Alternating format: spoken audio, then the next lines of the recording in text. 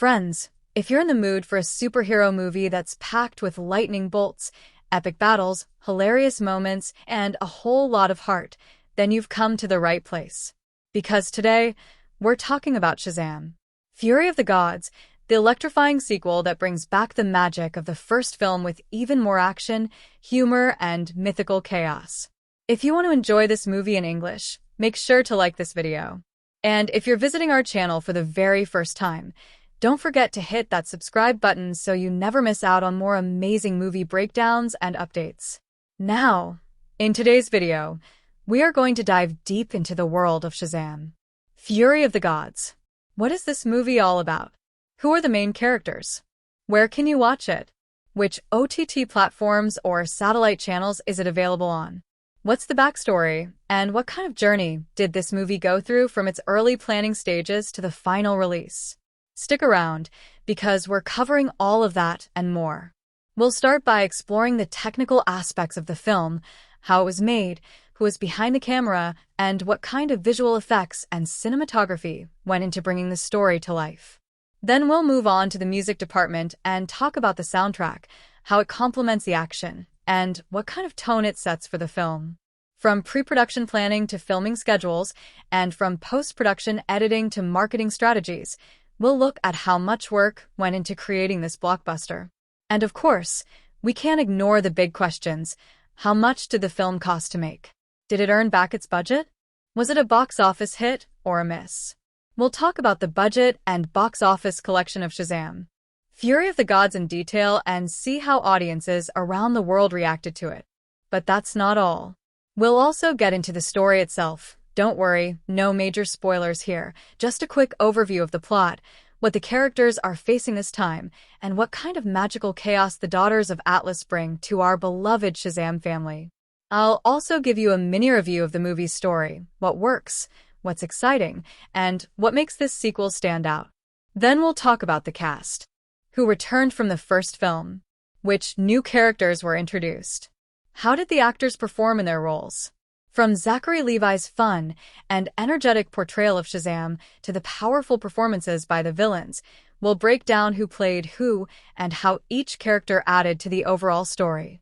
Plus, we've got some fun facts and behind-the-scenes tidbits lined up for you. Things you might not have known about the making of this movie. Whether it's about the cast bonding off-screen, cool stunts, or how the filmmakers brought mythological creatures to life, we've got you covered. So, my friends, I highly recommend you watch this video till the very end. Whether you're a fan of superhero movies, DC Comics, or just love a good action comedy with a magical twist, this movie has something for everyone. Let's jump right into the world of gods, heroes, and everything in between as we explore Shazam. Fury of the Gods in full detail. Let's get started. Shazam. Fury of the Gods picks up not long after the events of the first film, throwing us back into the chaotic and comical world of Billy Batson and his foster siblings, who now all share his Shazam powers. The story starts off with a bang, literally, as the Daughters of Atlas, three powerful goddesses from ancient mythology, break into a museum and reclaim the magical staff that was broken in the last movie. From this moment, the thread is clear. These aren't your average comic book villains. They're vengeful, ancient beings determined to reclaim the power that was stolen from their realm and punish the champions who wield it. We jump back to Billy and the Shazamily, now struggling with teamwork. Despite their incredible powers, the kids are still kids, and they each have their own lives, desires, and insecurities. Billy in particular is dealing with some serious anxiety. He's almost 18 and fears being aged out of the foster system, afraid of losing the only family he's ever really known. So, right away, the film grounds its high-flying action in some real emotional stakes, which gives all the lightning blasts and magical showdowns a deeper impact. The narrative follows a fairly linear path, but with clever layering. It moves quickly from one major beat to the next. We go from lighthearted scenes of the kids trying to be heroes in Philadelphia and kind of failing at it, to darker, mythological territory as the goddesses descend. The trio, Hespera, Kalypso, and Anthea, each bring a different energy to the table, and their arrival splits the story into multiple threads. One follows their quest to rebuild their power, another follows Billy trying to unify his team, and a third explores the magical origins of the Shazam powers, diving deeper into lore than the first film did. The key turning point comes when the daughters manage to isolate the family and begin stripping away their powers. The stakes skyrocket, not just in terms of magical warfare, but emotionally. One of the siblings loses their powers entirely, which causes a major rift in the group. Meanwhile, the gods begin transforming the human world into their own twisted image, a city wrapped in a massive magical dome, filled with mythical beasts. It's like Olympus invaded Earth, and our young heroes are outmatched. There's a real sense of escalation in the plot. What starts as a story about misfit kids trying to figure out teamwork gradually transforms into an epic fantasy showdown between divine beings and mortals. But through all of this, the heart of the movie remains personal. Billy's fear of losing his family, his struggle with identity, and his desire to be seen as a worthy hero, all these threads converge in the final act. In true superhero style, the climax is big, bold, and packed with visual spectacle. But what makes it land is the emotional payoff. There's a major sacrifice, a heartfelt realization about what it means to be part of a family, and a last-minute twist that ties the mythology back to the DC universe in a clever way. Throughout the story, humor is laced in effectively, balancing the darker tones of betrayal and destruction with the lighthearted banter and charm that made the first movie so lovable. What's fascinating is how the film plays with the idea of power, who deserves it, how it's used, and what it means to carry such responsibility when you're still trying to figure out your own place in the world. The movie doesn't experiment much with time or perspective, but it does challenge superhero tropes by focusing so much on family dynamics, self-doubt, and emotional growth rather than just brute force or epic battles. The story unfolds in a straightforward manner, but with enough twists, heart, and mythological grandeur to keep things exciting from beginning to end. In Shazam, Fury of the Gods character development isn't just a subplot, it's the emotional engine of the entire film. At first glance, you've got a bunch of kids who can transform into adult superheroes with a single word. But underneath all the flashy powers and comedic timing, each of them is dealing with some very real, very human struggles. That's what makes these characters so engaging. They're not perfect heroes. They're teenagers with baggage, insecurities, and growing pains, trying to save the world while still figuring out who they are. Let's start with Billy Batson. He's the heart of the story, and in this sequel, we see a much more vulnerable side of him. Billy is turning 18 and terrified of aging out of the foster system. He's clinging tightly to his new family, fearing that they'll drift apart just as he's finally found a place to belong. He hides his fear behind his Shazam persona, funny, loud, brash, but it's clear he's questioning his worth as a leader and as a hero. That internal conflict plays out beautifully throughout the film. His arc is all about letting go of control and learning that being part of a family doesn't mean being the glue that holds everyone together. It means trusting the bond itself. Freddy Freeman, Billy's foster brother, gets his own spotlight and arguably the biggest arc outside of Billy. Freddy starts off craving independence. He wants to be a solo hero, prove himself without Billy or the others. He also falls for a mysterious new girl at school who, spoiler alert, turns out to be a goddess in disguise. Freddy's journey becomes one of self-worth. He's the most physically vulnerable of the group when not powered up, but his courage and loyalty shine brightest in the toughest moments. His relationship with Anthea, one of the daughters of Atlas, adds unexpected emotional depth and brings nuance to both characters. Mary Bromfield, the oldest sibling, finds herself stuck in between being a responsible adult and a teen still trying to figure things out. She's juggling school, work, family expectations, and superhero duties. She's mature and grounded, but not immune to burnout or the desire to just be normal for once. Her character reflects the theme of pressure, especially the kind that comes with growing up too fast. Then you've got the younger siblings, Eugene, Pedro, and Darla. They may not have as much screen time as Billy or Freddy, but they each get their own small but impactful arcs. Eugene becomes obsessed with mapping magical realms, showing a growing curiosity and responsibility. Pedro struggles with identity and self-confidence, which is subtly but sensitively portrayed, particularly through his fear of expressing who he really is. Darla remains the most innocent and joyful of the group, always wearing her heart on her sleeve, but even she shows growth, particularly when faced with real danger and the loss of her powers. Her bravery in those moments says everything about how much she's grown since the first film. On the villain side, the Daughters of Atlas are not your one-note bad guys.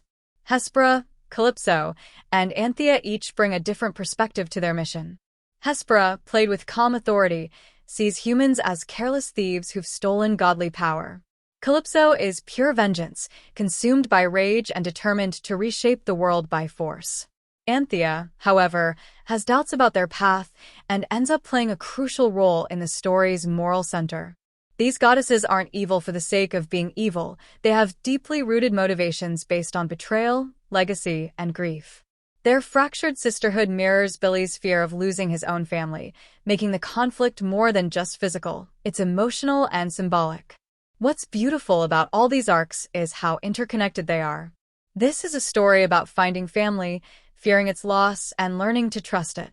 Each character, whether god or mortal, is grappling with change, growing up, letting go, forgiving, and believing in something bigger than themselves. These aren't just characters dropped into a superhero plot.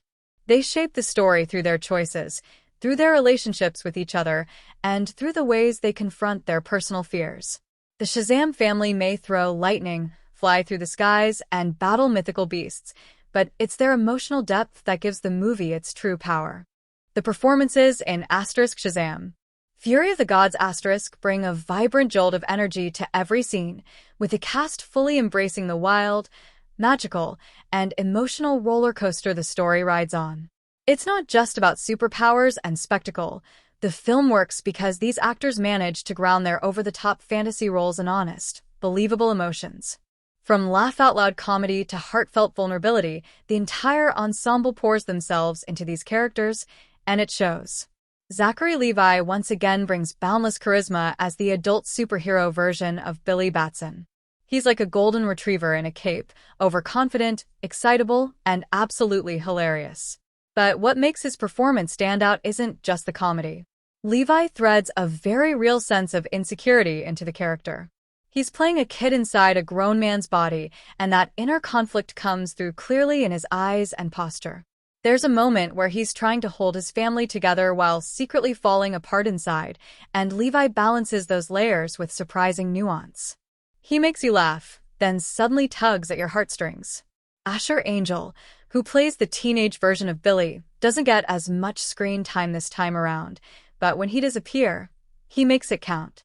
He brings a more serious, grounded energy, especially in the scenes where Billy grapples with his fear of aging out of the foster system.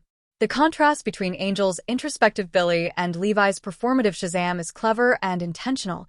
It shows the mask Billy wears as Shazam is also his escape from vulnerability. Jack Dylan Grazer as Freddy Freeman is a major scene stealer.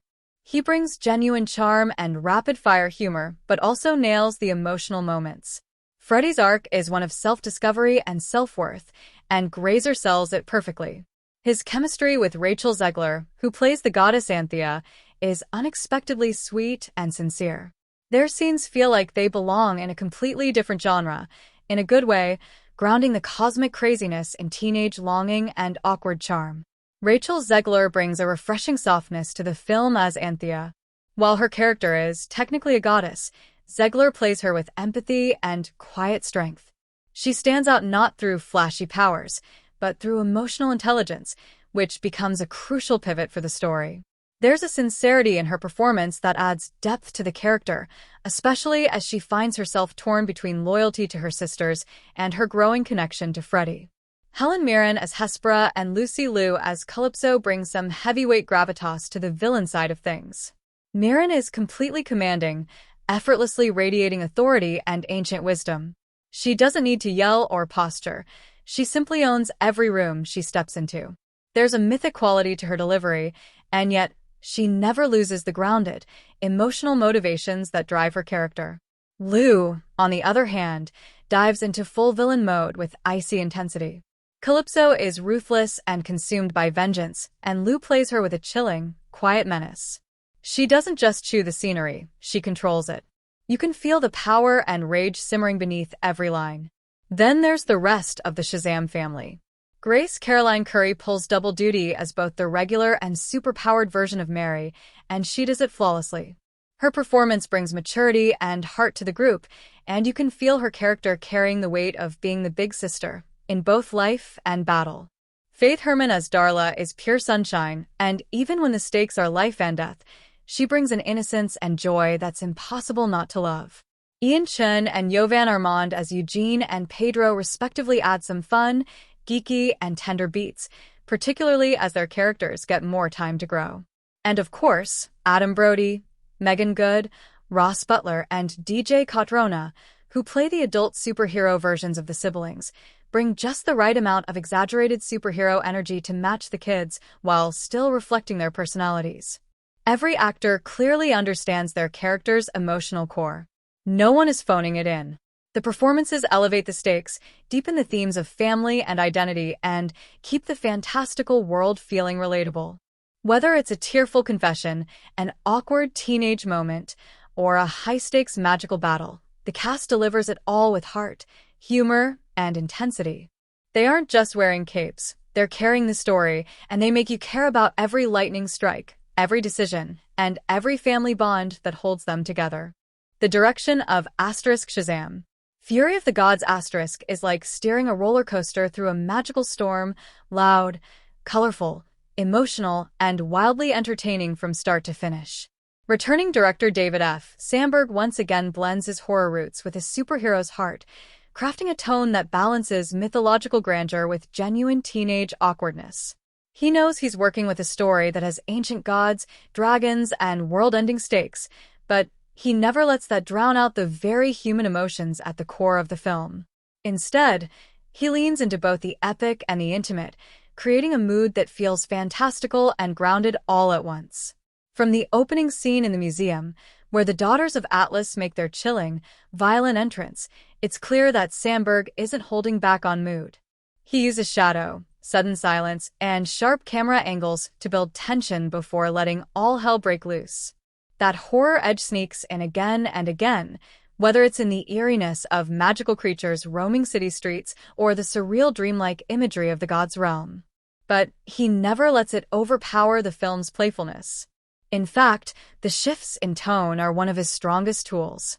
One moment you're watching a terrifying forest of nightmares sprout up around Philadelphia, and the next you're laughing at a scene where superheroes are awkwardly trying to talk to a wizard through a pen that writes every single word they say, including their side conversations. Sandberg's control over tone is especially impressive considering how many genres the film flirts with. One minute it's a coming-of-age story, the next it's a fantasy epic, then it's a family drama, and then suddenly you're in the middle of a monster movie. But none of it feels jarring. That's because the director knows where to ground each moment. No matter how outrageous things get on the screen, a dragon made of wood, a god-powered dome sealing off the city, or a mythical tree cracking through the earth, it all comes back to the characters and their emotional stakes. His use of shot composition keeps that balance in check. There are wide shots that showcase the scale of magical destruction and sky battles, but then there are tight, intimate frames during the quietest moments, like when Billy has to face the possibility of sacrifice, or when the family huddles in their foster home. The camera doesn't just chase action, it slows down to let the characters breathe. And that pacing? It's a tricky dance between chaos and calm, but Sandberg keeps things moving with a rhythm that rarely lags. Even in dialogue-heavy scenes, there's a sense of momentum. He trusts the audience to care about the quieter moments because he's taken the time to make us care about the people involved. Another standout element is how he visually separates the world of the gods from the human world. There's a deliberate contrast in color tones and lighting. The gods' realm feels older, heavier, more saturated with gold and deep shadows. In contrast, the human world is lit with the soft glow of city lights, carnival colors, and everyday messiness. This contrast isn't just for aesthetic, it reinforces the theme of two worlds clashing, with Billy and his siblings caught in the middle. Sandberg also isn't afraid to get silly. The movie has moments of absurdity, a magical pen that becomes a character, a unicorn sequence that flips mythology on its head, and casual banter between teenage heroes who are clearly winging it. But rather than toning these moments down, he embraces them. He knows this is a story about kids with godlike powers, so he lets the awkwardness play out. That trust in tone is what makes the emotional moments hit harder. Because the director doesn't force the film to take itself too seriously, when it does get serious, you feel the shift. He also uses music and sound to build atmosphere. The swelling orchestral score kicks in at just the right moments, giving flight scenes and battles that extra push of emotion. But there's also restraint. Some of the film's most powerful moments are nearly silent, with just the ambient sound of magic crackling in the air or the distant rumble of a city in peril. That awareness of when to go big and when to go quiet is part of what makes the direction so effective. Ultimately, what Sandberg brings to the film isn't just visual flair or storytelling competence, it's personality. He directs with a playful sincerity, like someone who genuinely loves both superhero spectacle and the vulnerable moments in between. He's not afraid to be goofy, dramatic, scary, or heartfelt, often all within the same scene. And that willingness to embrace the full emotional and visual spectrum is what makes the direction of Shazam. Fury of the Gods feel alive, unpredictable, and deeply connected to the heart of its characters. The cinematography in Shazam, Fury of the Gods doesn't just capture the action, it elevates it, stylizes it, and at times even enhances the emotional storytelling in ways that go far beyond typical superhero visuals. It plays with scale, color, shadow, and movement to make the fantastical feel both immersive and tangible. The camera doesn't just follow the heroes, it dances with them, soars alongside them in battle, and quietly observes their most vulnerable moments with thoughtful precision. From the very first frame, the cinematography sets the tone. The museum sequence, where the daughters of Atlas make their entrance, is bathed in shadow and muted gold, instantly creating a sense of dread and mythological weight. The camera lingers on the ornate textures of the artifacts, moves slowly as if prowling through a sacred space, then snaps into chaotic motion as the staff's power is unleashed. It's that contrast, stillness interrupted by sudden violence, that keeps the audience on edge and makes even a dialogue scene feel ominous. When it comes to the Shazam family, the cinematography shifts gears. The lighting is brighter, colors more vibrant. Their hideout, the Rock of Eternity, is lit like a fantasy cave meets frat house, filled with glowing runes, flickering magical portals, and cozy domestic mess. The camera loves wide shots here, giving the audience a full view of this chaotic, magical clubhouse. There's a playful energy in the way these scenes are framed, emphasizing the idea that these are still kids at heart, even if they look like demigods in costume. The flying sequences are where the cinematography really shows off. Rather than just using quick cuts or shaky cam to suggest motion, the camera moves fluidly with the characters. It tilts and rolls mid-flight, follows them as they dodge magical blasts or plummet through cityscapes, and captures the scale of the world from high above.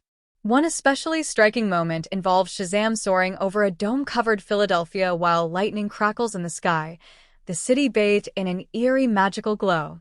The camera pulls back slowly as he rises, emphasizing how small he feels despite his massive powers. It's not just visually impressive, it's emotionally symbolic. Lighting is used cleverly to reflect the dual nature of the characters. Scenes with the Daughters of Atlas are often dim, bathed in cold blue or sickly green tones, emphasizing their ancient, unsettling presence. Kalypso scenes are lit harshly, full of deep shadows and high contrast, highlighting her fury and single-minded rage. In contrast, Anthea's moments with Freddy are warmer, softer, more natural in tone, reflecting her compassion and connection to the human world. The lighting isn't just mood-setting, it's storytelling, visually communicating which characters are aligned with chaos and which are moving toward redemption or understanding. There are plenty of moments that feel pulled right out of a graphic novel. During the final battle, when the dragon erupts from the ground and begins tearing through the city, the camera doesn't just capture the action, it choreographs it. We get wide aerial shots showing the creature's full size, then quick cuts to street-level chaos, then intimate close-ups of characters as they confront their fears. It's a whirlwind of perspectives that never feels confusing because the cinematography keeps the geography of each moment crystal clear. But it's not all bombastic visuals. The quieter scenes are just as thoughtfully composed.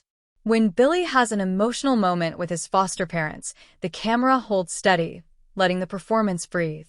There's a stillness, a softness to the framing that makes the emotions feel raw and honest.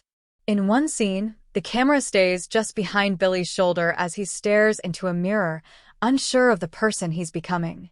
That choice, not to show his face right away, but to let us feel his isolation, adds depth without saying a word. Even the use of magical effects is shaped by the cinematography.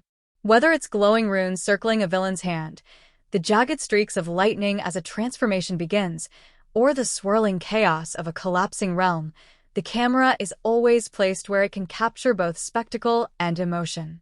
There's a sense of wonder in the way it observes magic, not just as a plot device, but as something ancient, beautiful, and a little terrifying. Overall, the cinematography creates a world that feels alive. It's not just documenting events, it's sculpting mood, building tension, and highlighting the emotional layers beneath the spectacle.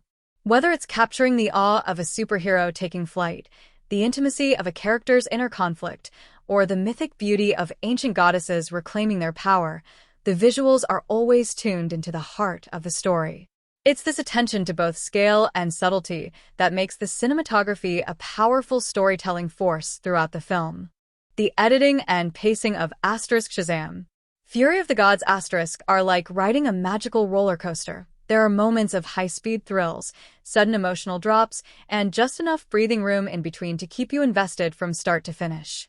The film flows with a rhythm that mirrors the chaos and charm of its characters, sometimes fast and flashy, sometimes soft and thoughtful, but always moving with purpose. Right from the opening scene, the editing sets the tempo. The attack on the museum isn't just about launching the villains, it's a statement of pace. Quick cuts, rising tension, sharp transitions from calm to chaos. Everything is timed to jolt the audience into the action and establish that this sequel won't waste time tiptoeing around the plot. From there, the film begins juggling multiple narrative threads: Billy's personal struggle with growing up, the Shazamily's group dynamic, the looming threat of the Daughters of Atlas, Freddy's solo journey, and the expansion of the magical universe. That's a lot to balance, but the editing does a surprisingly slick job of hopping between these storylines without ever feeling disjointed. Transitions are smooth, with clever visual cues or lines of dialogue that bridge scenes. One moment you're watching the kids try to save a crumbling bridge with slapstick awkwardness, and the next, you're in a dark realm with ancient goddesses plotting their next move, and it works because the film knows when to cut, when to linger, and when to jump forward. The pacing really shines in the first half. It's fast enough to keep things exciting, but not so fast that the emotional beats get lost. Moments of character bonding, like family dinners or quiet one-on-one conversations, are allowed to breathe. These scenes don't feel like detours. They feel like necessary pauses that deepen the stakes. And just when you start to feel like things might settle, the film ramps back up with a twist or a surprise attack that slingshots the energy back to full throttle. Midway through, as the threat escalates and the villains start stealing powers and reshaping the city, the pacing kicks into high gear. The editing keeps the tension tight by cutting between different characters in different locations, each dealing with their own crisis. This cross-cutting technique keeps the audience on edge because it constantly feels like time is running out. And because the emotional threads have been set up earlier, those quick transitions don't feel scattered. They feel earned. You care about each moment, whether it's a fight, a joke, or a quiet look between characters. There are only a few spots where the pacing dips slightly, and it's usually during exposition-heavy moments. A scene where the Shazamily tries to understand the magical rules or where a character explains ancient mythology might slow things down a bit, but even then, the film throws in humor or visual tricks to keep things playful. The magical pen scene, for instance, is pure exposition, but it's edited with comedic timing so precise that you're laughing while absorbing key plot details. That balance is a huge part of why the film feels so easy to watch. As the climax approaches, the editing tightens even more. The final battle, which could have easily been a mess of CGI chaos, is surprisingly coherent thanks to crisp cutting, clear geography, and emotionally timed beats. We're not just jumping from one explosion to the next. The film takes moments to cut to a sibling's reaction or a character's internal struggle before snapping back to the action. It's this emotional rhythm, this careful toggling between spectacle and sincerity, that gives the climax its weight. The editing doesn't rush to the finish line. It paces the final showdown so that each heroic moment lands with impact. Even in the epilogue, the film resists the urge to rush. It gives time for resolution, for characters to reflect, for the audience to exhale. The emotional beats are allowed to settle, and the final edits pull everything together with a feeling of closure and continuity. That's the kind of pacing that sticks with you, not because it was nonstop action, but because it knew when to sprint, when to slow down, and when to let a single scene carry the weight of an entire arc. Overall, the editing and pacing aren't just functional, they're rhythmic, thoughtful, and tuned in to the heartbeat of the story. They don't just move the plot forward, they amplify it. They create suspense, laughter, heartbreak, and triumph, all while making sure nothing ever feels out of place. Every cut has purpose. Every beat has timing. And every shift in energy is part of a bigger emotional journey that keeps you fully locked into this chaotic, heartfelt, and wildly entertaining world. The soundtrack and score of Shazam. Fury of the Gods don't just play in the background. They charge through the film like a bolt of lightning, amplifying every emotion, every punchline, and every magical battle with personality and precision. It's a musical experience that swings between bombastic superhero themes, tender family cues, and even a few unexpected needle drops, creating a sonic landscape that feels just as layered and lively as the characters on screen. The main score, composed by Christoph Beck, continues in the spirit of the original Shazam, but dials things up with more mythological flair. The heroic themes are bigger, richer, and woven with hints of classical fantasy. The Shazam family's signature motif returns, bold and brassy, but now layered with strings and choral textures that make it feel more epic, like these kids have truly stepped into the shoes of world-saving champions. Whenever the full team comes together, the score swells with that familiar theme, giving those moments a feeling of earned triumph. But the brilliance of the score isn't just in its loud, heroic moments, it's in how well it adapts to the shifting moods of the story. When the Daughters of Atlas appear, the music takes a darker, more ancient turn. Their scenes are accompanied by haunting strings, low brass, and eerie dissonance. You can hear the weight of centuries in their theme, something that feels older than modern superhero bombast, more mythical and threatening. Kalypso's scenes in particular carry a sharp, almost snake-like tension in the music, underscoring her relentless nature. Hespera's moments are slower, more regal, while Anthea's theme is gentler, with delicate tones that reflect her inner conflict and growing empathy. What really makes the music pop is its emotional intelligence. When characters are vulnerable, the score softens. During key moments of reflection, like when Billy questions whether he deserves his powers or when the Foster family gathers in quiet support, the music doesn't overpower. It steps back, using light piano or ambient strings to create intimacy. It knows when to back off and let the silence speak, and those moments hit hard because the film isn't afraid to go quiet. One especially moving moment in the third act is played with almost no music at all, allowing the character's sacrifice to land with devastating impact before the music rises gently, like an emotional echo that lingers. The film also makes playful use of existing music, slipping in licensed tracks at just the right moments. These are never overused. They pop up when a scene needs a jolt of irreverence or energy, often to reflect the Shazam family's youthful mindset. There's a bit of rock here, a hint of classic pop there, all placed with comedic precision. A training montage or a chaotic battle might suddenly get a kick of upbeat energy thanks to a familiar track that adds just the right amount of fun without stealing focus. Recurring motifs are another smart touch. The film doesn't just throw musical ideas at the screen, it revisits themes with purpose. Billy's personal motif, for example, starts small and uncertain, but by the time we reach the climax, it's fully developed, rising alongside him as he grows into his role as a leader. That musical evolution mirrors his emotional arc, so by the time the big final theme hits, you don't just hear the music, you feel it. It's become part of the character. What's really clever is how the score helps blend the movie's many tones. This is a film that shifts from fantasy epic to teen comedy to emotional family drama, often within the span of a few scenes. The score holds all of that together. It bridges the goofy and the grand, the funny and the fierce, in a way that keeps the movie tonally cohesive. When a dragon shows up breathing magical fire, the music makes it feel dangerous, but when the characters are making jokes in the middle of a battle, the music bends just slightly, reminding you that this is still a story about kids learning how to be heroes. And it never becomes too much. The score never tries to muscle its way into a scene or drown out the dialogue. It complements. It builds. It lifts. It follows the rhythm of the characters' emotions, always serving the story rather than stealing the spotlight. Even in the biggest action sequences, the music is layered and smart, keeping the tension high without turning into noise. In the end, the soundtrack and score act as an emotional narrator, guiding the audience through the chaos, the laughs, and the heartbreak with a musical hand that knows exactly when to surge and when to hold back.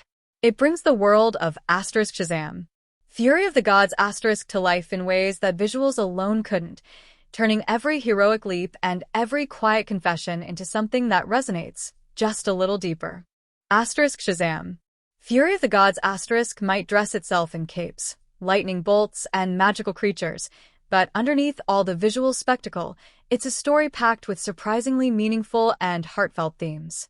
It doesn't just fling gods and monsters at the screen for fun, it's actually asking some deep, emotional questions about identity, belonging, growing up, and what it truly means to be family.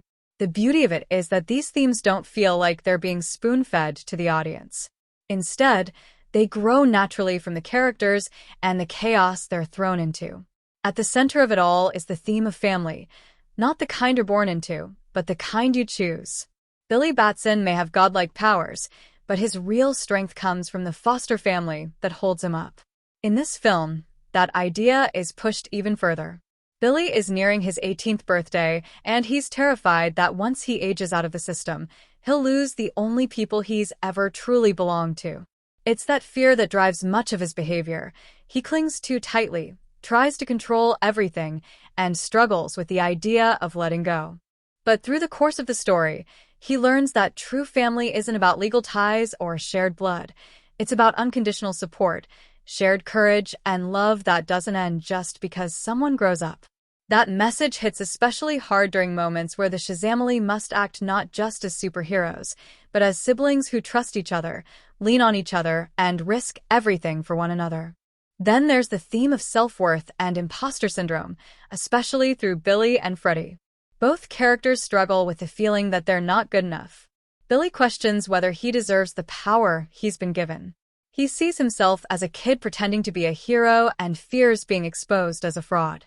Freddy, meanwhile, tries to break out on his own, desperate to prove that he's more than just a sidekick or comic relief.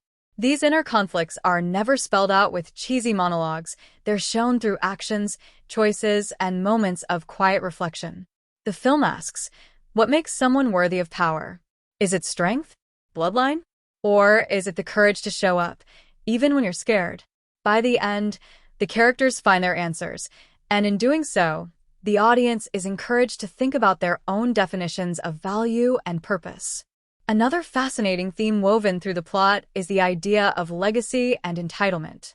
The daughters of Atlas don't just want revenge. They believe the power stolen from their realm rightfully belongs to them. They feel wronged, erased by history, and now they've returned to reclaim what they think is theirs. But their entitlement, especially Kalypso's, contrasts with the Shazam kids, who never asked for power but now have to figure out what to do with it. That contrast creates a bigger question. Does being the original owner of something make you more deserving of it? Or is it about what you do with the power you hold?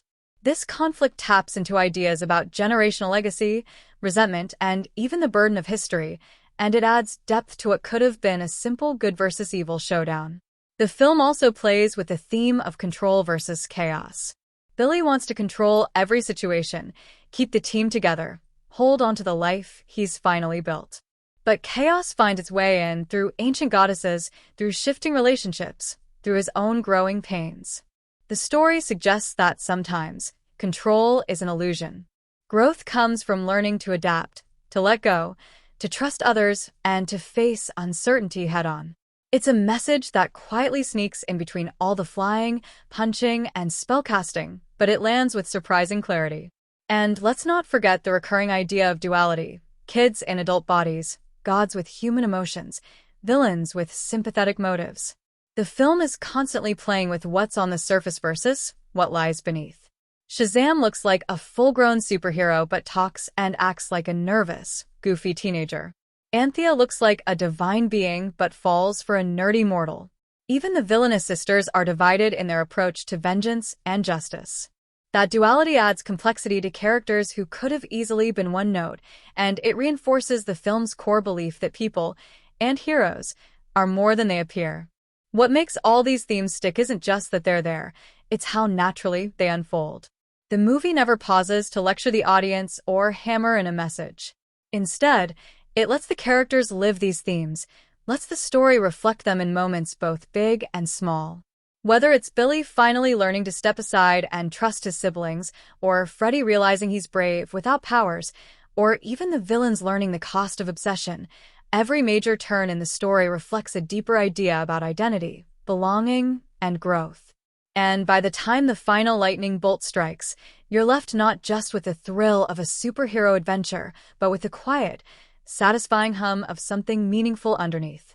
The visual effects in Shazam, Fury of the Gods don't just add sparkle, they're a thunderous part of the storytelling, shaping the world, the action, and even the characters' emotional journeys. From swirling magical energy to city-destroying dragons, the film leans heavily on CGI, but what's impressive is how often those digital elements feel embedded in the world rather than pasted over it.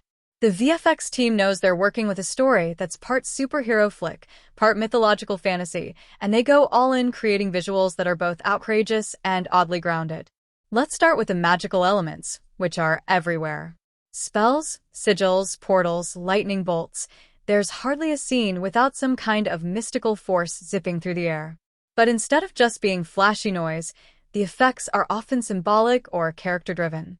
The transformation lightning, for example, still has that same electrifying punch from the first film, but here, it's used more creatively, bouncing off objects, triggering environmental reactions, or lighting up the screen during emotional turning points. Even the Rock of Eternity feels more alive this time, with glowing runes, shifting architecture, and interactive magical objects that add personality to the environment. The Daughters of Atlas bring their own flavor of VFX spectacle. Their magic is distinctly different from the Shazamilies, more organic, ancient, and sometimes unsettling.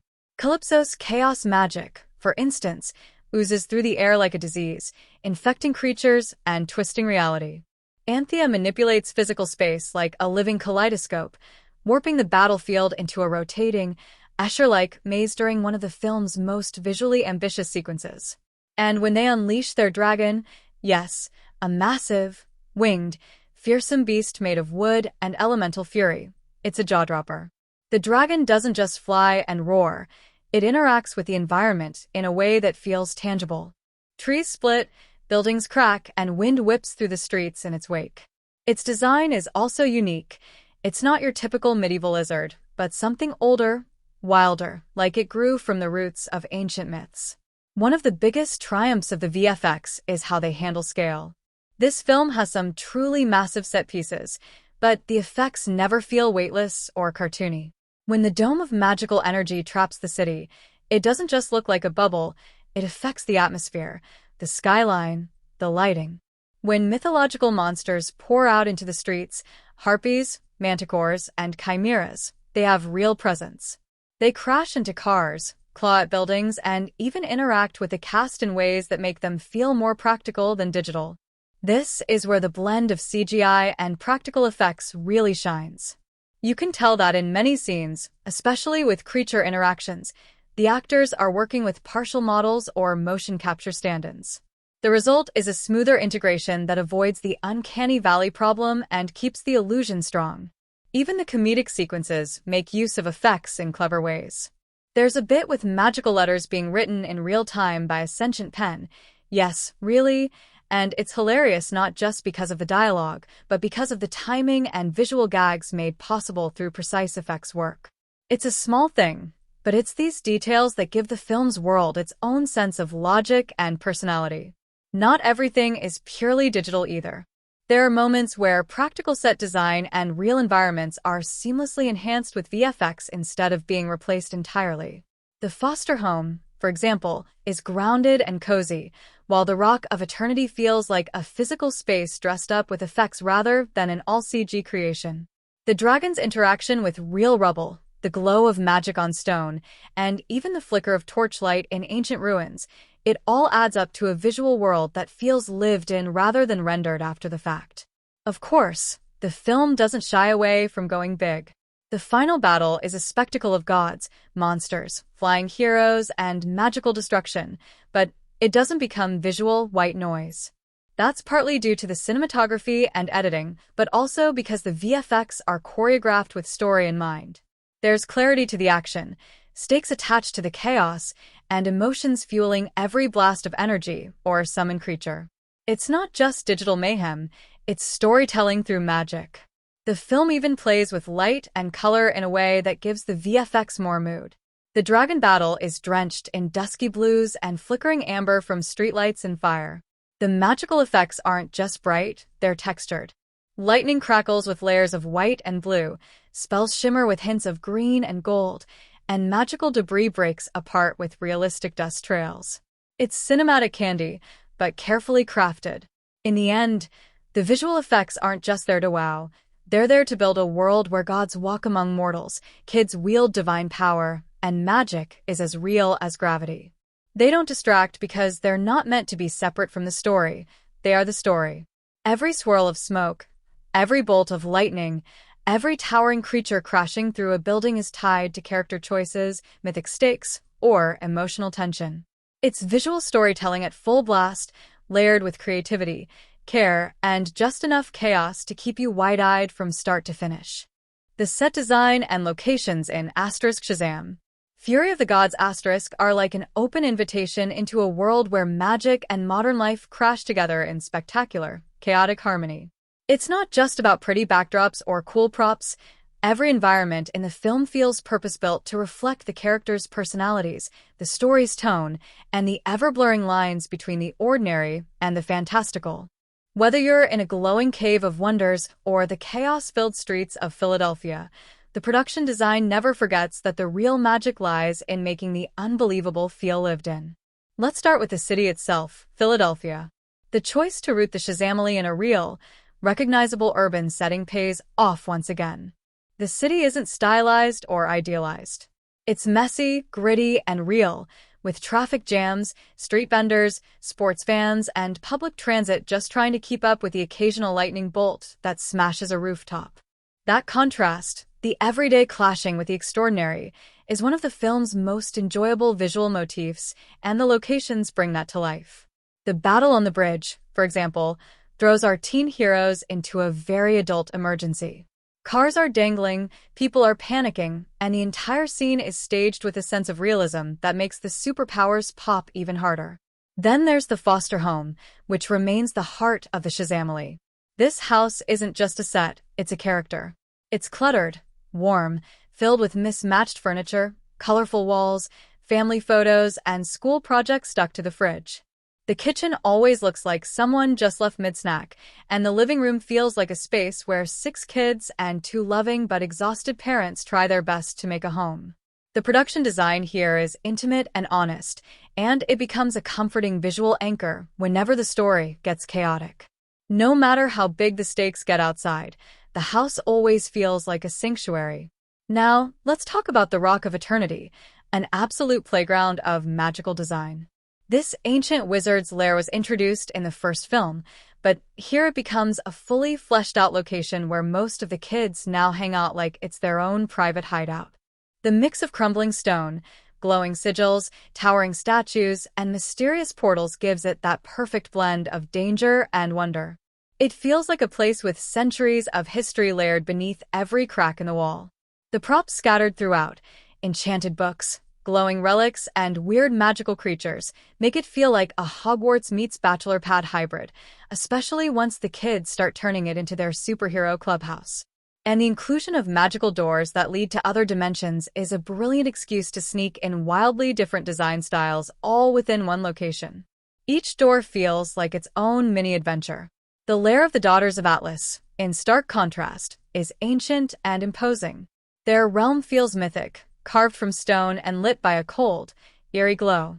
There's a reverence to the design, with sweeping staircases, Greek-inspired architecture, and towering structures that remind you these villains come from a world older and more brutal than ours. Everything is massive, from the doors to the columns, and that scale sells the idea that these aren't just magical beings, they're forces of nature. Their world feels heavier, more serious, and that visual contrast makes their scenes feel more intense and threatening. It's a production design choice that tells a story without needing a word of exposition. And then there's the chaos unleashed when the mythological elements invade the city. The appearance of the magical tree and the spreading of monstrous roots through the streets is beautifully nightmarish. The way the city gets slowly overtaken, roots wrapping around streetlights, creatures tearing through department stores, the skyline shifting from familiar to apocalyptic, gives the climax an almost fantasy horror vibe. But even then, the design keeps one foot in reality. A fast food restaurant still glows in the background while a harpy crashes into its neon sign. That juxtaposition adds humor, tension, and a strange sense of believability. Even smaller sets are full of personality. The school hallways where Freddy tries to balance hero duties and high school crushes, the wizard's chamber with its glowing staff and stone carvings, the magical library guarded by a surprisingly chill pen, every space is brimming with detail. Nothing feels sterile or generic. Every surface looks touched, worn, or enchanted. And that attention to tactile, immersive design is what gives Shazam, Fury of the Gods its charm. You're not just watching a fantasy world. You feel like you're in it. The props also deserve a shout-out. The wizard staff, now a central object in the plot, is beautifully aged and textured. The magical pen Steve, somehow one of the funniest characters in the film, is a genius little creation, just a feather quill with a mind of its own, but it works visually because it feels like it belongs in this magical meets modern aesthetic. Even the monsters that show up, while heavily supported by CGI, have practical textures and grounded details that help them integrate into real-world environments. Ultimately, the film set design and locations do more than just provide a place for action to happen. They expand the story's mythology, reflect the inner lives of its characters, and sell the fantasy by embedding it in familiar spaces. It's that seamless blend of everyday and epic that makes the world of Shazam, Fury of the Gods feel not just watchable, but strangely believable, even when unicorns are charging through city streets and dragons are perched on rooftops. The dialogue and script of Shazam, Fury of the Gods have the same electric charm as the first film, but with added maturity, snappier wit, and surprisingly deeper emotional layers. The writing team seems to fully understand that this is a story rooted in youthful energy, magical chaos, and family dynamics, and they lean into that with dialogue that sparkles with humor, sincerity, and just enough cheesiness to keep it all feeling authentic. The best part is that the script knows exactly who these characters are. It doesn't force wisdom into the mouths of teenagers or bog down gods with endless monologues. Instead, it lets the characters speak like real people, awkward, impulsive, sometimes sarcastic, sometimes unexpectedly profound. From the very beginning, you can tell the film is having fun with its words. Billy, in his superhero form, still talks like a kid trying to sound cool. He throws out cheesy catchphrases, stumbles through inspirational speeches, and calls the villains dudes mid-battle. Freddy gets some of the sharpest lines in the movie, balancing dry sarcasm with genuine heart. He's the kind of character who can make a joke about dragons one minute and then quietly say something that hits you in the gut the next. There's a scene where he admits he's tired of being seen as weak, and the simplicity of the line makes it hit hard because it's honest, unfiltered, and completely in character. The film also has fun with the disconnect between the heroes' outward appearances and their inner ages. You've got grown men and women in capes talking like teenagers, which gives rise to plenty of self-aware, laugh-out-loud moments. There's a great exchange where the team is brainstorming names for themselves, and it's filled with the kind of awkward, drawn-out indecision you'd expect from a group of kids with too much power and not enough branding. It's moments like that where the script shines. It doesn't need to be epic, just clever and true to its characters. When the villains speak, the tone shifts, but not drastically. The daughters of Atlas carry themselves with more gravitas, but even they have moments of dry humor and cutting remarks. Kalypso is all menace and righteousness, but she doesn't monologue unnecessarily.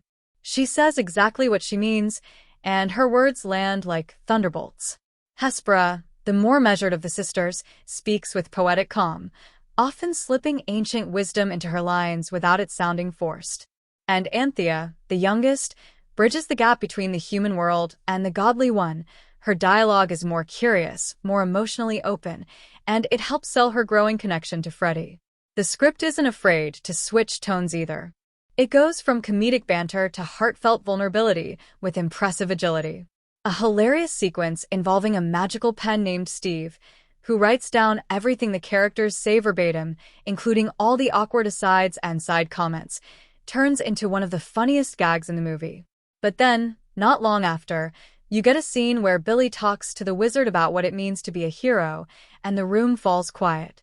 There's no need for swelling music or over-the-top sentimentality. The lines are simple, and that's why they work. "I'm just a kid trying to do the right thing," Billy says at one point, and in that moment, you feel the weight of everything he's been carrying. Even the background characters get their moments. The foster parents have lines that add warmth and humor without pulling attention away from the main story. The siblings have quick, punchy exchanges that feel like real conversations between people who live together, fight together, and know each other inside out. There's one moment when Darla, the youngest, reassures Billy in a way that's both adorable and emotionally grounded. The line is delivered without fanfare, but it hits because it feels like something only a little sister could say in that moment. The pacing of the dialogue also contributes to the film's energy. Conversations are rarely static. There's a rhythm to the way scenes move, a back and forth that keeps you locked in. Whether it's a fast-talking argument during a mission gone wrong or a quiet confession lit by the glow of a magical artifact, the script gives each moment its own cadence. And when the emotional highs arrive, when sacrifice is on the table, when fear starts creeping in, when love and loyalty are tested, the dialogue doesn't suddenly try to become Shakespeare.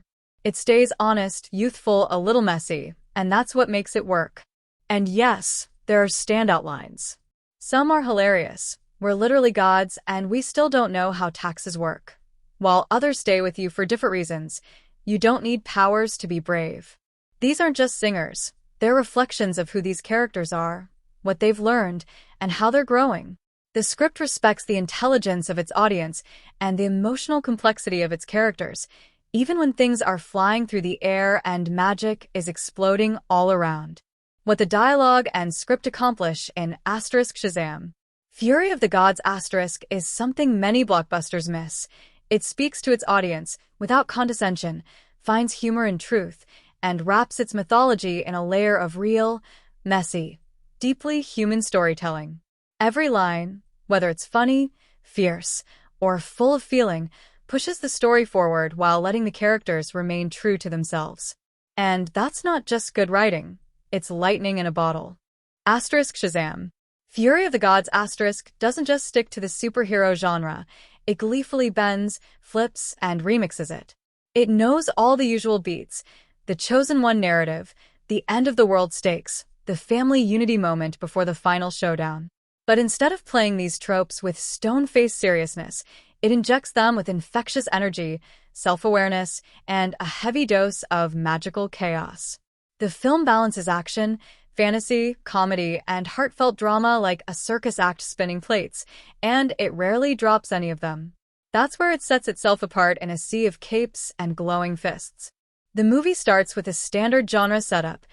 Ancient villains return to reclaim stolen power. Heroes must band together to stop them, but right away it tweaks expectations. Instead of seasoned, confident warriors, we have a team of foster kids still learning how to be responsible adults. They mess up missions. They argue over leadership. They take selfies after saving people. And that's the fun of it. The action plays out in huge, explosive set pieces, but it's driven by characters who are fumbling through it like teenagers stuck in adult bodies. It subverts the clean, heroic perfection often seen in the genre and replaces it with awkward, chaotic, and deeply human moments. Where the film gets really creative is how it blends superhero spectacle with mythological fantasy. The Daughters of Atlas aren't your standard world-conquering villains. They come from a realm rooted in ancient lore, and they bring monsters, elemental forces, and magical relics along with them. That blend turns the movie into a superhero fantasy hybrid. One moment you're watching kids battle monsters in a mall, and the next you're inside a magical realm with gods debating the morality of power. It's a big swing for a genre that often relies too heavily on science fiction-style tech and alien invasions. Here, the genre veers toward the mythic, opening up a richer, more unpredictable playground. Of course, it wouldn't be Shazam without comedy. Humor is baked into the DNA of the series, and this sequel continues that tradition while evolving it. The jokes aren't just slapstick or random pop culture references. They're character-driven and often stem from the tension between the hero's inner youth and their adult exteriors. Watching a full-grown superhero panic about his crush or argue with a sentient magical pen about letter-writing etiquette gives the film a unique voice in a genre that sometimes takes itself too seriously. But the key here is balance. It doesn't go full parody. It respects the stakes. When the danger hits, it hits hard. People get hurt. The villains don't pull punches. So when the film does let in levity, it feels earned and natural, not like a tonal whiplash. The action sequences hit all the marks for genre fans. There are aerial battles, slow-motion power shots, dramatic sacrifices, and thunderous explosions, but the film spices them up with playful unpredictability. A dragon made of ancient wood and magic terrorizing a modern city? That's not a generic boss fight. It's a creature that's been visually and thematically built up throughout the movie. A massive dome cutting off Philadelphia from the world isn't just a set piece. It becomes a pressure cooker for character growth and plot urgency. And because the characters themselves are still unsure of their powers or identities, the fights often feel more improvisational than choreographed. It's not about flawless superhero moves.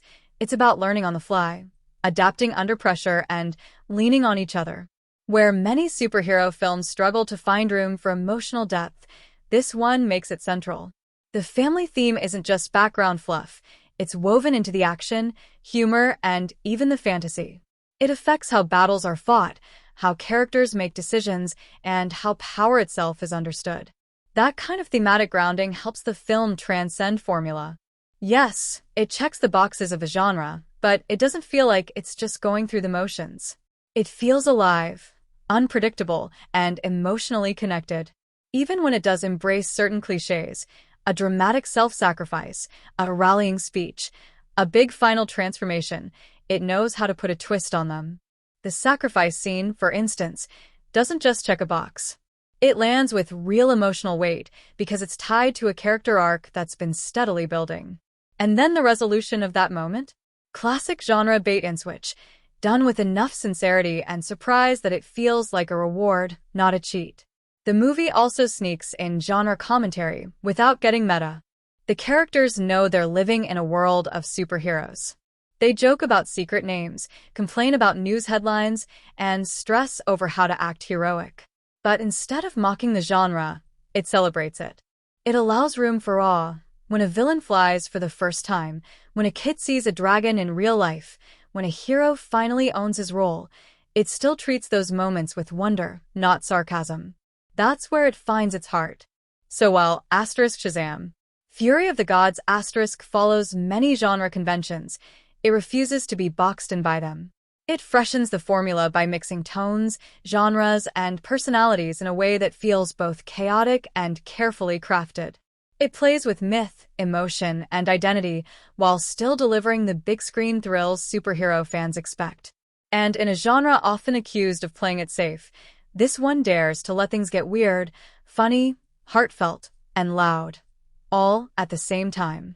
Shazam. Fury of the Gods might look like a straight-up magical superhero romp at first glance, but beneath the flying punches, mythical beasts, and electric lightning blasts, it quietly slips in a few clever jabs at modern-day social and cultural issues. It doesn't swing a hammer of commentary the way some films do, but it sprinkles its ideas subtly, through character dynamics, plot choices, and world-building that reflect some of the everyday challenges and cultural conversations happening around us. Right at the heart of it is the idea of chosen family, and that hits especially hard in a world where the traditional idea of the nuclear family is no longer the only lens through which we view home. The Shazamily isn't tied by blood, class, or even background. They're foster kids from different walks of life, brought together by circumstance and held together by choice. And the film doesn't just use that setup for emotional moments. It builds its entire emotional arc around the idea that love, loyalty, and unity can grow outside of conventional definitions. In doing so, it taps into real-world conversations about found families, adoption, and the evolving idea of what family means in a modern world. It shows how strength doesn't come from sameness or perfection but from embracing diversity and sticking together through the chaos. There's also a subtle but present thread about imposter syndrome and youth anxiety. Billy's entire internal arc is about fearing he's not good enough to be a leader, not good enough to keep his family together, not good enough to be a real hero. That's a feeling that cuts across generations today, especially with younger audiences who are growing up in a time of pressure-packed expectations and public comparisons. Freddy's journey echoes that as well, as he constantly tries to prove himself without powers, navigating how society tends to equate strength with status or ability.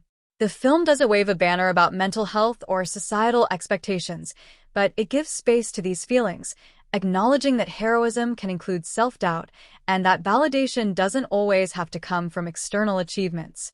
The villains, especially Kalypso and Hespera, bring in a more mythological approach to commentary, but there's an undercurrent of generational conflict baked into their motivations. They're ancient beings who believe their world was stolen by a younger, Messier generation. There's entitlement in their tone, a demand for control and respect simply because of who they are and where they came from. It's easy to read that as a metaphor for generational power struggles, those in power clinging to tradition and legacy, while younger voices disrupt, adapt, and redefine what power looks like. In contrast, the Shazam kids represent a newer, more collaborative way of wielding that power, sharing it, fumbling with it, but trying to do right with it. There's also some pointed humor around modern media culture, especially the way superheroes are perceived. News clips and viral videos in the film reflect how today's society consumes heroism like entertainment, judging from afar, mocking on social media, branding teams with cringy nicknames before they've even figured out their own identities. The Shazamily is often the butt of memes or clickbait headlines in their universe, which mirrors how real-world figures are often reduced to caricatures in the digital age. The film pokes fun at it, but also shows the toll it takes, how public perception adds a strange kind of pressure to people just trying to do their best. On a more subtle level, the diversity within the foster family is never made into a big statement. It simply exists, naturally, and without explanation. That's its own quiet form of commentary. It doesn't need to announce representation because it's baked into the fabric of the story. Characters of different ethnicities, backgrounds, and personalities coexist as siblings, and their love for one another is never questioned. In a genre that sometimes treats diversity as a checkbox, Shazam. Fury of the Gods lets it be part of the normalcy, not the message. And then there's the question of who gets to hold power. The daughters of Atlas see power as a birthright, something earned by heritage and bloodline. The Shazamily got their powers almost by accident, but they choose to use them responsibly.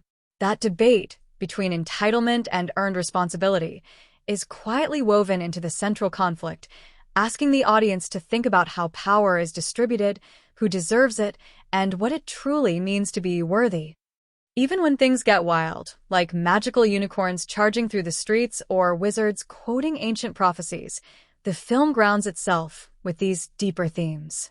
It doesn't stop to unpack them in speeches or debates, but they're present in the characters' choices, in the structure of their world, and in the way the narrative resolves. The film trusts its audience to see the parallels without spelling everything out.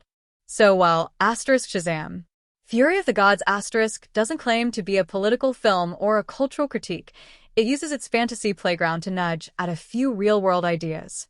It asks what family really means, who gets to lead, how we define strength, and how the old world collides with the new. And it does all this while zipping around in capes, battling gods, and cracking jokes, which, in its own way, is a reminder that even the most fantastical stories can carry reflections of the world we live in. Shazam. Fury of the Gods knows exactly how to play to the crowd. It's like a roller coaster that launches you with laughter, dives deep into emotional freefall, swerves into magical chaos, and leaves you wanting another ride. It doesn't just aim to impress visually, it goes straight for the heart, the funny bone, and that part of your brain that still believes in wide-eyed wonder.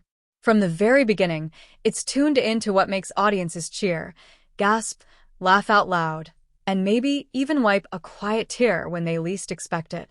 The humor is immediate, fast-paced, and genuinely funny, not in a forced punchline kind of way, but in that chaotic, believable teenage kind of way. Watching full-grown superheroes squabble like kids, make terrible decisions, and misread every moment of gravitas is comedy gold. The awkwardness feels authentic, the sibling rivalries are hilariously familiar, and the quips come flying even during the most serious situations. And yet the film doesn't overdo it. The laughter is never used to undercut emotion. It flows naturally, keeping the tone light without becoming frivolous. But what really grips the audience is how easily that humor folds into emotional beats that sneak up on you. One moment you're laughing at a scene where the kids are trying to communicate with a magical pen named Steve, and the next, you're in a quiet, vulnerable moment where Billy confesses his fear of aging out of the foster system and losing his family. These transitions are so smooth that the emotional impact hits harder than expected. When the characters struggle, the audience feels it. When they triumph, you want to stand up and cheer.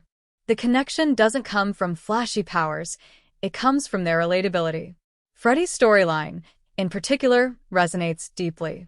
His struggle with identity and self-worth, especially without powers, is both touching and inspiring. His connection with Anthea has moments of genuine sweetness, and when he finally proves his courage, it's not just another hero moment. It's a payoff to his entire emotional arc. Audiences root for him not because he's funny, but because he's raw and real in his vulnerability. That kind of resonance doesn't fade when the credits roll. And then there's the awe. The film creates moments of true spectacle. When the dragon first rises over the city, when mythological creatures invade the streets, when magic warps reality itself. These scenes are crafted to make jaws drop. It taps into the kind of wide-eyed excitement that reminds people why they go to the movies in the first place. There's a thrill in watching the impossible unfold, especially when you care about the people caught in the middle of it. And because the stakes feel personal, not just save the world, but save the people you love, the action is always charged with emotional tension. The final act delivers a particularly strong emotional punch. Without spoiling specifics, it doesn't just wrap up with a bang. It takes a risk. It lets a major character make a real sacrifice, and for a moment, it sits in that loss. The theater goes quiet. You can feel the tension. And when resolution finally comes, it's not just relief, it's catharsis. That's the kind of storytelling that sticks with audiences long after they've left their seats. But beyond the big reactions, what really makes Shazam, Fury of the Gods engaging is how it invites the audience to be part of the journey. It doesn't lecture or talk down. It welcomes you into its world, lets you feel like part of the Shazamily, and trusts you to care. You don't need to be a comic book expert or a fantasy buff. The film speaks to anyone who's ever felt like an outsider, anyone who's had to grow up too fast, anyone who's tried to hold a family together with duct tape and heart. And it's not just a one-and-done experience. This is a movie that invites repeat viewings. The layers of humor, the hidden magical details, the fast-paced dialogue, there's always something new to catch. You'll come back for the laughs, but stay for the quiet character moments you didn't fully notice the first time. And then you'll find yourself quoting your favorite lines, replaying your favorite scenes in your head, and maybe even discussing what it means to be worthy, not just of power, but of love, trust, and belief. Ultimately, Shazam. Fury of the Gods is built to connect. It's entertaining, yes, but it's also heartfelt, goofy, self-aware, and emotionally grounded. It hits every quadrant of the audience, from the kids who want action and creatures, to teens wrestling with identity, to adults who just want a story with heart. It doesn't preach, but it makes you feel something. And that emotional engagement is what keeps people talking, rewatching, and carrying the story with them long after the lights come up. When stacked up against its superhero peers, franchise companions, and even its own origin story, Shazam. Fury of the Gods stands out as the rebellious younger sibling that never forgot how to have fun. It doesn't chase the brooding tone of many DC entries, nor does it attempt the high-concept, multi-thread complexity of Marvel's later phases. Instead, it doubles down on what made the first Shazam such a refreshing surprise: heart, humor, and the sheer thrill of kids stumbling into the responsibilities of demigods, then throws in more mythology, more monsters, and more magic for good measure. It knows the formula, but it messes with it in all the right ways. Compared to other DC Extended Universe titles like Man of Steel, Batman v Superman, or even Aquaman, this film feels like a completely different breed. It doesn't drench itself in darkness or lean on hyper-stylized combat or dramatic slow-motion montages. While those films aim to elevate superheroes to mythic figures, Fury of the Gods keeps its feet planted in adolescent chaos. It doesn't need every frame to feel epic. Sometimes, it's enough to see grown superheroes eating Skittles while riding unicorns. But here's the twist: it still feels epic when it needs to. It simply earns it differently, through character connection and emotional investment rather than sheer visual weight. Against the first Shazam film, this sequel is both a natural progression and a bold expansion. The original focused heavily on Billy's personal journey, his search for family, and discovering his identity. Fury of the Gods shifts the spotlight to the ensemble, giving the Shazamily their time to shine. That shift allows for more dynamic character pairings, a wider emotional spectrum, and more playful chaos. While some might miss the tighter, more focused story of the first film, the sequel compensates by diving deeper into the fantastical. It opens the world up, literally and narratively. More lore, more villains, more creatures. It swings bigger. It sometimes fumbles because of that ambition, but it never feels like a lazy retread. If you compare it to Marvel entries like Thor, Ragnarok, there are definite vibes that overlap. Both films use humor to undercut grandeur, blend cosmic myth with pop culture energy, and juggle ensemble casts with wildly different energy levels. But while Ragnarok leans into satire and reinvention, Fury of the Gods is more earnest. It's not poking fun at the genre, it's sincerely having fun within the genre. The jokes feel more organic to the characters. The stakes are big, but the tone stays breezy without losing sight of its emotional anchors. That sincerity is a rare trait in a cinematic landscape filled with cynical world-building and overextended universes. As for the director, David F. Sandberg, known for his horror roots with Lights Out and Annabelle creation, he continues to inject a bit of eerie flavor into the otherwise candy-colored world of Shazam. The mythological monsters in this sequel have genuine menace. The dragon's design, the twisted tree spreading across Philadelphia, and the chaos magic that seems to infect reality, these moments echo Sandberg's horror background and give the film a little extra bite. Unlike many directors who shift from horror to superhero work and lose their edge in the spectacle, Sandberg finds a way to keep his genre instincts alive. He builds tension in creature reveals, makes magic feel dangerous, and occasionally lets the camera linger in ways that recall his earlier, creepier films. In terms of superhero sequels in general, Fury of the Gods dodges many of the pitfalls. It doesn't just go darker. It doesn't reset its character arcs. And it doesn't become so bloated with setup for future projects that it forgets to tell a satisfying story in the present. Where some sequels like Iron Man 2 or The Amazing Spider-Man 2 buckled under the pressure of franchise building, Fury of the Gods feels like it's still here to have a good time. Even its world-expanding elements, like the introduction of new realms, magical artifacts, and surprise cameos are delivered with a wink, not a studio checklist. Compared to similar family-centric films like Spy Kids or even The Incredibles, this one pushes the superhero-sibling dynamic into more chaotic, teen-driven territory. The Shazamily doesn't always get along. They don't operate like a precision team. They argue, bail on each other, and question their own abilities, and that dysfunction makes them relatable. It leans more into found family realism than glossy unity. That rough-around-the-edges vibe actually works in its favor, giving the film texture and a different rhythm than the clean, confident pacing of most team-based hero films. Ultimately, Shazam. Fury of the Gods doesn't reinvent the superhero wheel, but it decorates the spokes with glitter, scribbles messages in lightning, and rides it like a kid who just found out the bike has turbo boost. In a cinematic universe, often weighed down by world-ending seriousness and tonal inconsistency, it dares to just be joyful, weird, and emotionally honest. It doesn't ignore the genre's expectations. It throws them a party, invites some mythological gods, lets a unicorn crash the buffet, and somehow makes the whole thing work. And that's where it carves out its unique space, standing tall in a crowded field by being unapologetically itself. Shazam. Fury of the Gods might seem on the surface like a lightning-charged blend of comedy, chaos, and mythological madness, but tucked between the thunderbolts and punchlines is a clever layer of symbolism and metaphor that deepens the story without slowing it down. It's not the kind of film that throws its messages in your face. It lets them unfold in the background, in the visuals, in the creatures that stomp across the screen, and even in the quiet emotional beats. The result is a superhero film that's not only entertaining but surprisingly rich in meaning for those willing to look beneath the surface. Let's start with the most obvious metaphor, the lightning bolt on Shazam's chest. That bolt isn't just a cool logo. It represents power that was given, not earned in a traditional sense. And throughout the film, that bolt becomes a constant reminder of how the characters are wrestling with the idea of worthiness.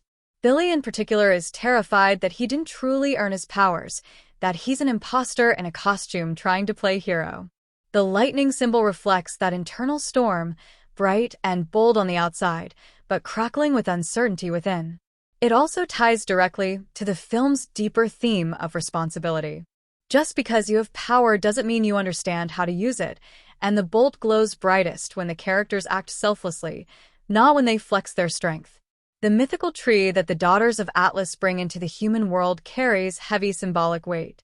This tree isn't just a plot device, it's a visual metaphor for unchecked legacy and invasive power. The roots spread through the city, tearing up the streets and warping familiar places, symbolizing how ancient conflicts can still have destructive influence on the present. The tree's invasive presence suggests that the past, when weaponized, can corrupt what's growing now.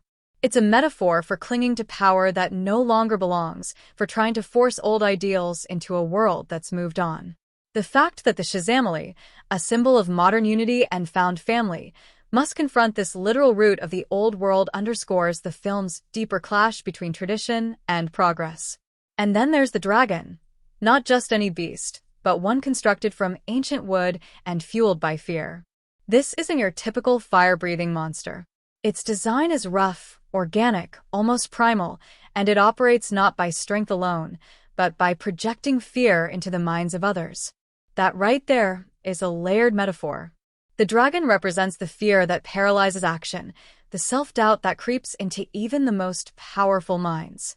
It feeds on insecurity. And when the Shazamily faces it, they're not just battling a physical threat, they're confronting their own worst fears. Failure, inadequacy, the fear of losing each other. The dragon's power is literally psychological, making it a living symbol of the inner battles each character must win before they can triumph in the external world. The recurring motif of doors, especially in the Rock of Eternity, is another rich symbolic thread. These aren't just magical portals, they represent the unknown, the potential paths in life that remain closed or unexplored. For a group of kids suddenly handed godlike power, the doors serve as visual representations of all the choices, dangers, and consequences that come with that gift. Each door is a possibility, and their chaotic randomness reflects the unpredictable nature of growing up. Some doors lead to wonder, others to monsters. It's a metaphor for the journey into adulthood, for confronting the unknown while still clinging to the innocence of youth. Even the unicorns, yes, the fierce, wild unicorns, carry symbolic significance.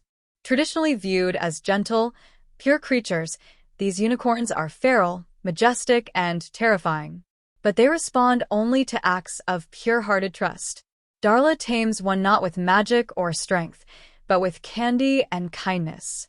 It's a subtle message tucked into a bombastic scene. True power lies in innocence, compassion, and belief. The fact that these wild beasts become allies speaks volumes about the film's stance on what kind of power actually changes the world. The wizard himself functions as a symbolic bridge between the old world and the new.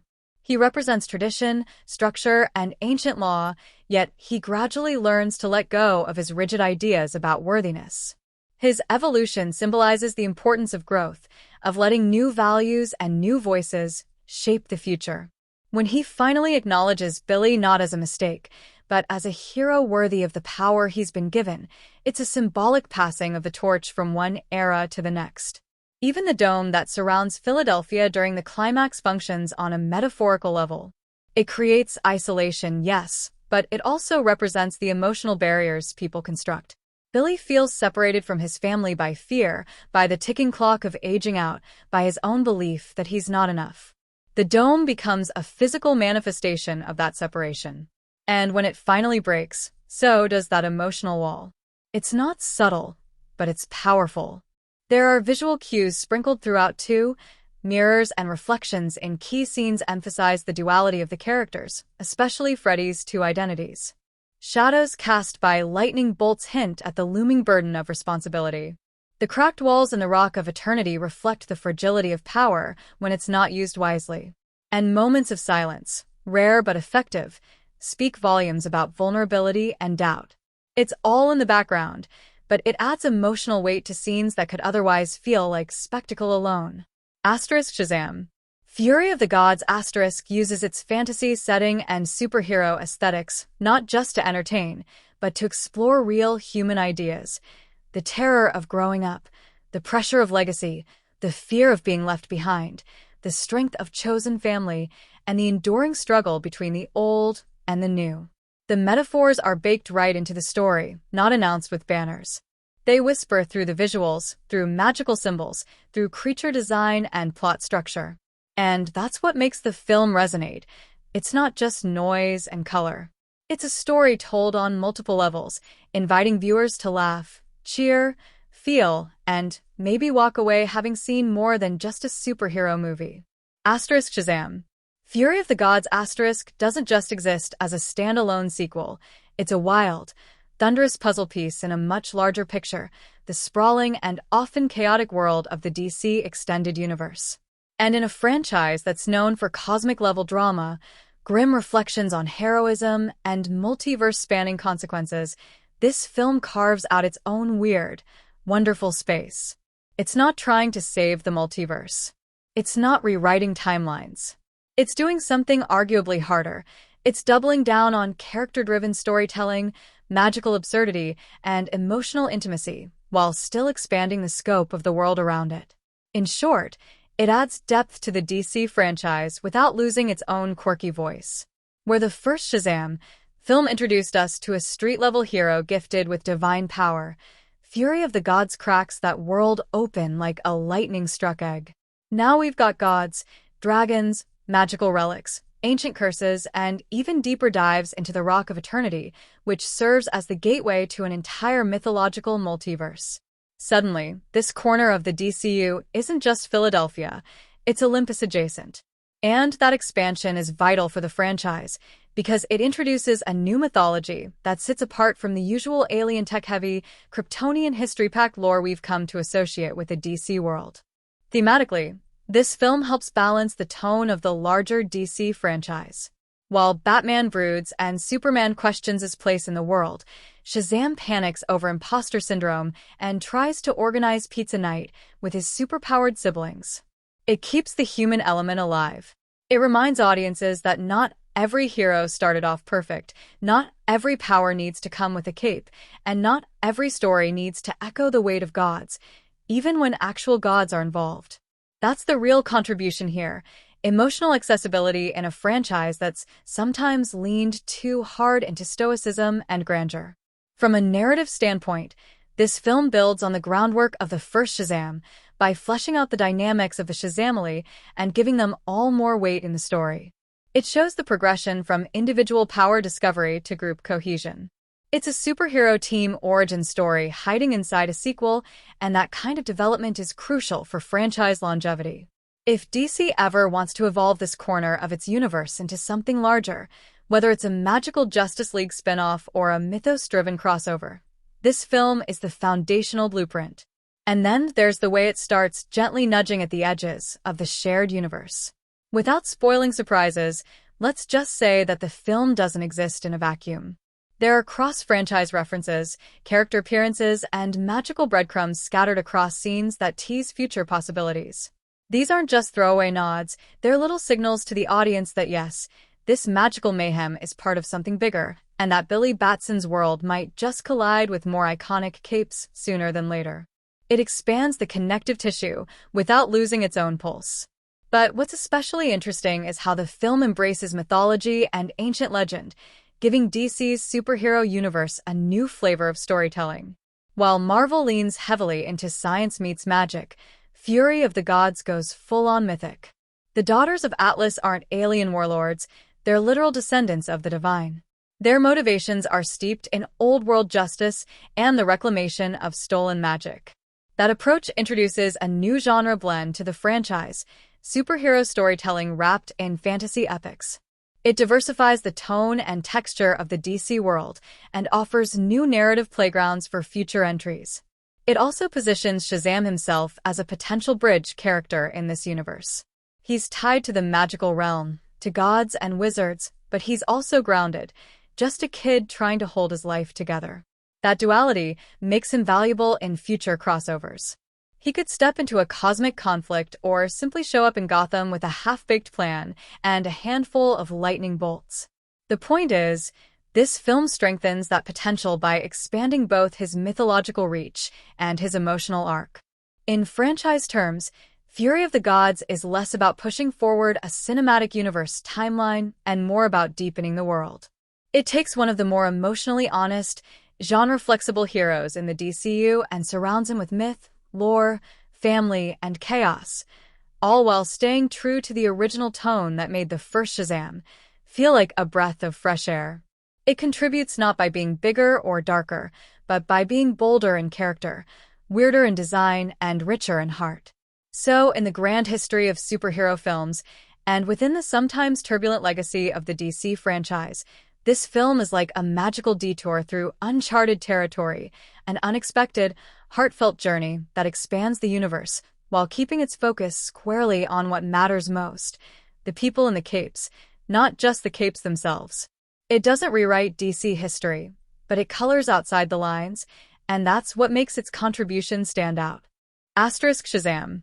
Fury of the Gods came into the world riding the thunderclouds of expectation, armed with a bigger budget, a bolder story, and a whole pantheon of mythological elements to bring to life. With a production budget hovering around $125 million, noticeably higher than the $100 million spent on the first film, it was clear from the start that this sequel wanted to expand its scope in every way. More creatures, more special effects, bigger sets, deeper magical lore, and yes, more lightning bolts and dragon roars. The investment was meant to level up the visual spectacle and keep pace with other superhero blockbusters in the market. On screen, that budget mostly shines. The CGI is slicker, the mythical monsters, from the wooden dragon laden to fear-inducing harpies and cyclopes, look polished, detailed, and physically integrated into the action. The Rock of Eternity is packed with visual world-building, and the Tree of Life sequence during the final act explodes with fantastical imagery. The dome surrounding Philadelphia is a cleverly used visual effect that gives the third act a sense of scope without having to blow up an entire city. So, in terms of production quality, it's hard to argue that the money wasn't well spent. Everything looks bigger, crisper, and more cinematic than before, even if it doesn't quite push the boundaries of visual innovation in the genre. But the box office? That's where the thunder got a little muffled. Despite its larger scale and studio hopes, Fury of the Gods struggled to match the commercial magic of its predecessor. It opened with just over $30 million in its first domestic weekend, a softer start than expected, and finished its worldwide theatrical run at around $132 million globally. That's barely over its production cost, and when you factor in marketing, which likely added another $100 million, the film landed squarely in box office disappointment territory. It's the kind of result that makes studios scratch their heads and reevaluate release strategies, franchise momentum, and audience trends. So what happened? Was it the marketing? Was it superhero fatigue? Or did the lightning simply not strike twice? One big factor was timing and competition. The film dropped into a market already stuffed with genre films and riding a wave of shifting fan loyalty. Superhero audiences have been pulled in multiple directions, from ongoing Marvel storylines to DC's own restructuring buzz, with news constantly swirling around recasting, reboots, and universe resets. It created uncertainty. Viewers didn't know where this story fit into the broader DCU future. Was Shazam still connected to the Justice League? Would he be rebooted soon? That ambiguity hurt anticipation. It's hard to sell a sequel when fans aren't sure if it's still part of the long-term universe they're investing in. Marketing also played it relatively safe. While the trailers highlighted the humor, action, and scale, they didn't quite capture the emotional heart or unique tone that made the first Shazam stand out. Instead, the promotion felt like standard superhero fare: dragons, lightning, gods, destruction. It looked good, but not different. And in a genre now crowded with capes, being good isn't enough. You need a hook. The quirky charm and family-first angle that made the original so beloved wasn't pushed hard enough in the campaign, and as a result, casual viewers may have lumped it in with more generic genre entries. Audience reception was another mixed bag. While fans who saw it generally appreciated the humor, character work, and fantasy flavor, word of mouth didn't ignite in the same way it did for the first film. The novelty of kids turning into adult superheroes had already been explored. The freshness of tone had already been established. So while Fury of the Gods did a lot of things right, it didn't capture that must-see energy needed to draw repeat viewers or expand its reach beyond the core fanbase. Still, it's important to note that this wasn't a case of audiences rejecting the film outright. It's more that it arrived in a moment of transition for DC, during a year when superhero storytelling was going through growing pains across the board. The market was crowded, audiences were pickier, and the franchise roadmap was unclear. All those factors combined to dull the film's thunder just enough to make the box office stumble. So while Shazam, Fury of the Gods delivered on production value, gave audiences grand spectacle, and continued the emotional story of its beloved characters, its financial performance reflected the complicated landscape it flew into. It was a quality film that didn't quite find its moment. Reminder that in today's movie world, even the most magical lightning bolts need the perfect storm to truly strike gold. If you're in the mood for a supercharged blend of teenage awkwardness, thunderous heroics, and mythological madness, then Shazam, Fury of the Gods is waiting for you. And no, you don't need a wizard staff or to shout a magic word to find it. The theatrical run has already wrapped up, so unless you've got a private time travel spell tucked away, your best bet now is the digital realm. This film has landed squarely in the comfort zone of home entertainment, where lightning strikes your screen on demand. For starters, it's widely available for digital rental and purchase. Whether you're the kind who likes to own the movie forever and pause at all your favorite dragon-roaring moments, or you're just in for a one-time magical ride, you'll find it across the usual digital storefronts. That means you can watch it right from your couch, blanket burrito in place, snacks within reach, volume cranked, lights dimmed, and no one blocking your view during the final battle.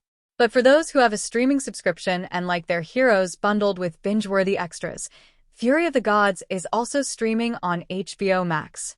It's the perfect fit for the platform, not only because of its DC connection, but because the film's tone is tailor-made for a weekend watch with family, friends, or anyone who enjoys a little mythic chaos mixed with heart.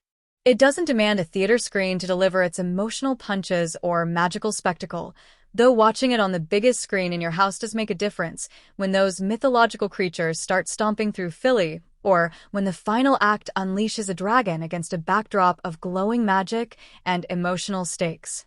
The sound design and visual effects, especially the glowing lightning bolts, magical portals, and that dome that traps the entire city, really come to life with a solid sound system or decent headphones. This isn't a film to casually play in the background while folding laundry. To feel the full impact of the themes, the performances, and the epic fantasy visuals, it deserves a proper sit-down. Set aside the time, press play, and let the Shazamily pull you into their chaotic, heartfelt, often hilarious world. Whether you're rewatching it because you're already a fan of the first movie or diving into it for the first time, the best way to experience it is in a space where you can appreciate both the small emotional moments and the larger-than-life magical madness. Because this film, much like its cast, thrives on energy, and that energy plays best when you're fully plugged into its whimsical, lightning-infused pulse. So grab your popcorn, say the word, and prepare for a spark-filled adventure that brings the magic straight to you.